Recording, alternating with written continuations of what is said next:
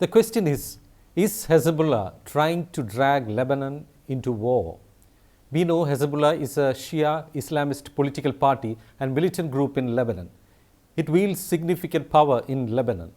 Israel Defense Forces spokesperson Jonathan Conricus on October 22nd said that Hezbollah is playing a very dangerous game and escalating the situation. He said that Hezbollah has been dragging Lebanon into war. A day before, a top official with Hezbollah vowed that Israel will pay a high price whenever it starts a ground offensive in the Gaza Strip, and said that his militant group based in Lebanon already is in the heart of the battle. The comments by Hezbollah's deputy leader Sheikh Naim Qassem came as Israel shelled and made drone strikes in southern Lebanon, and Hezbollah fired rockets and missiles toward Israel.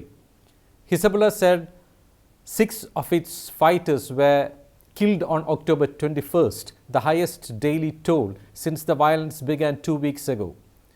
For Hezbollah, heating up the Lebanon-Israel border has a clear purpose, Qassem said.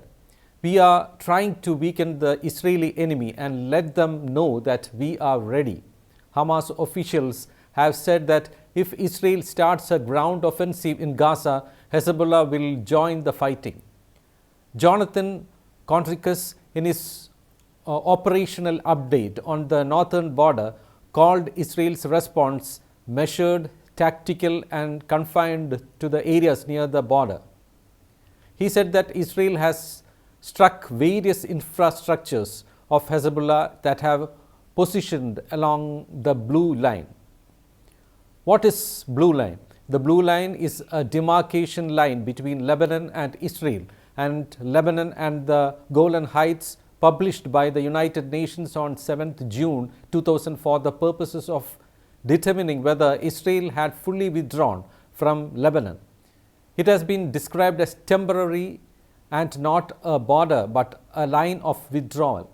So far, Israel has used both tanks, drones, artillery and infantry and a few other things.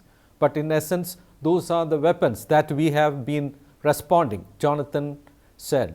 We have struck various Hezbollah infrastructure that they have positioned along the blue line, also in violation of 1701. We have struck positions where Hezbollah was firing from, and we have also struck different Hezbollah squads, Hezbollah terrorist squads that were manning those anti-tank missiles have also been hit either by tanks or by other means, he informed. Jonathan Conricus said Hezbollah is playing a very dangerous game. They are escalating the situation. Is the Lebanese state really willing to jeopardize what is left of Lebanese prosperity and Lebanese sovereignty for the sake of terrorists in Gaza, for the ISIS of Gaza?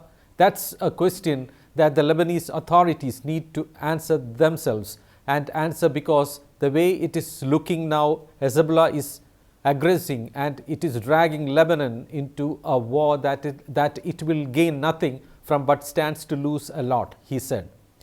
Hezbollah teams had been unsuccessfully trying to infiltrate into Mount Dov and other areas. It uses civilian buildings and villages to hide.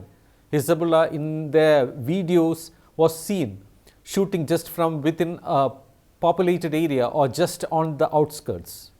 It has intentionally fired in near proximity to UN positions, which he called a move in violation of United Nations Security Council Resolution 1701. Conricus pointed out that the state of Lebanon is responsible for everything that happens in its territory now. Lebanon, which is on the brink of economic and political collapse, risks becoming entangled in the escalating war between Israel and Hamas. Hezbollah has been gearing up for the possibility of joining the fight ever since Hamas' surprise attack on Israel civilians on October 7, 2023.